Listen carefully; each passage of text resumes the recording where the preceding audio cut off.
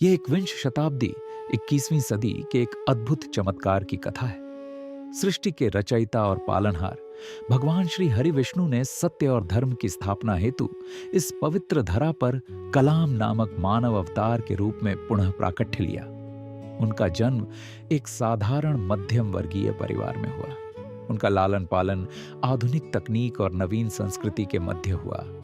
उनके रीति रिवाज, परंपराएं और शिक्षा दीक्षा उनके पूर्व अवतारों के युगों की तुलना में सर्वथा भिन्न थीं। तथापि परमात्मा ने एक श्रेष्ठ मानव के आदर्शों को अपने भीतर सुरक्षित रखते हुए इस नवीन जीवन शैली को पूर्णतः आत्मसात किया। विद्यालय, गुरुकुल में कलाम ने उसी प्रकार का अनुशासन और एकाग्रता प्रदर्शित की जैसी उन्होंने अपने पूर्व जन्मों में की थी। वे अपने गुरुजनों और उनकी शिक्षाओं का पूर्ण आदर करते थे। कालचक्र अपनी गति से आगे बढ़ा। कलाम युवा हुए और उन्होंने अपने माता पिता व गुरुजनों से सर्वोच्च प्रशंसा प्राप्त करते हुए अपनी विद्या पूर्ण की। धर्म और सत्य का संदेश जन जन तक प्रसारित करने के ध्येय से कलाम ने एक संवाददाता, पत्रकार का दायित्व स्वीकार किया। उन्होंने अपने व्यवसाय के लिए आवश्यक समस्त नवीन साधनों में निपुणता प्राप्त की। उन्होंने वर्तमान काल की दरिद्रता और मानव पीड़ा के विविध विषयों पर अपनी आवाज उठाई और अपनी सामर्थ्य के अनुसार हर संभव रूप में असहायों की सहायता की। उन्होंने मनुष्यों के भीतर विद्यमान सद्गुणों का भी बखान किया।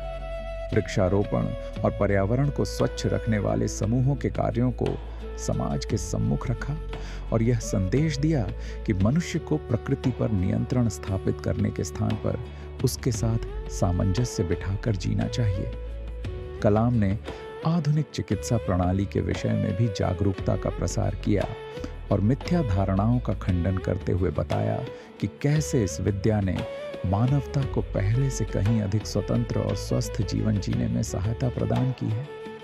यद्यपि कलाम के समाचार कभी मुख्य पृष्ठों का गौरव नहीं बन पाते थे और बहुत से अज्ञानी जन उनके सत्य वचनों को अनुभवहीन मानकर रुष्ट होते थे, तथापि कुछ ऐसे सज्जन अवश्य थे जो कलाम द्वारा प्रसारित अच्छाई के ज्ञान की सराहना करते थे और उससे हृदय से प्रभावित होते थे। एक रात्रि अपने कार्यालय में कलाम ने अपने प्रधान अधिकारी को नगर के एक विख्यात मंत्री के साथ एकांत में गुप्त मंत्रणा करते हुए देखा।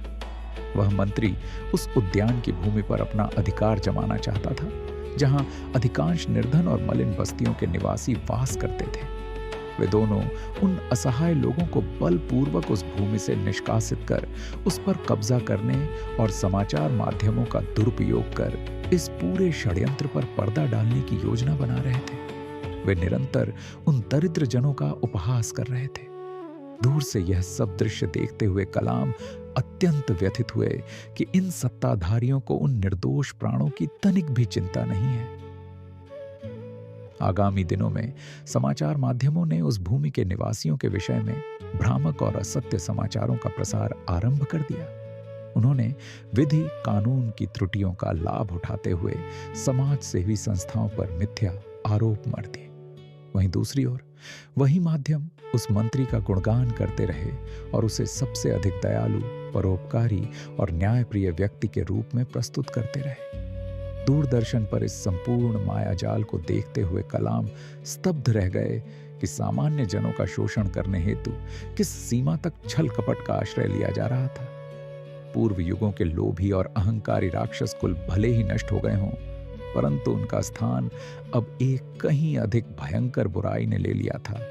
एक ऐसा चतुर दानव जो निर्दोषों को हानि पहुंचाना भी जानता था और साथ ही साथ उन्हें उसी बुराई की वंदना करने के लिए विवश करना भी जानता था। अंततः कलाम ने इन घोर पापों का समूल नाश करने हेतु सीधे उस मंत्री के आवास पर जाने का निश्चय किया। वहां पहुंचकर उन्होंने देखा कि वह मंत्री दूरभाष पर अपने आधिपत्य का अभियान जारी रखे हुए था और अहंकारवश स्वयं को ही भगवान विष्णु का अवतार घोषित कर रहा था। कलाम को वहां देखकर वह दुष्ट मंत्री क्रोधित हो उठा। कलाम ने अत्यंत विनम्रता और शांति के साथ अपने आगमन का उद्देश्य स्पष्ट किया। उन्होंने मंत्री से कहा कि उसके कृत्य सर्वथा अनुचित हैं और उसे अपने इन पापपूर्ण तथा अधार्मिक कर्मों का तत्काल त्याग कर देना चाहिए। एक साधारण मनुष्य समझकर वह अहंकारी मंत्री अट्टहास करने लगा और कलाम का उपहास करते हुए उन्हें अपशब्द कहे। तब अंततः उस दुष्ट के सम्मुख कलाम ने भगवान श्री हरि विष्णु के रूप में अपना वास्तविक और अलौकिक स्वरूप प्रकट किया। साक्षात परमेश्वर के उन दिव्य नेत्रों से दृष्टि मिलते ही वह मंत्री स्तब्ध और अवाक रह गया। भय के मारे उसके चरण कांपने लगे। अपनी घोर भूल का भान होते ही उस मंत्री ने अपने पापों के लिए क्षमा याचना की और भविष्य में सदैव धर्म के मार्ग पर चलने का प्रण लिया। ये परम सत्य है कि प्रत्येक बुराई का केवल संहार ही एकमात्र मार्ग नहीं है। आत्म सुधार की संभावना सदैव विद्यमान रहती है। अपने पूर्व के कलुषित रूप को त्याग कर एक श्रेष्ठ मनुष्य बनने में कभी विलंब नहीं होता।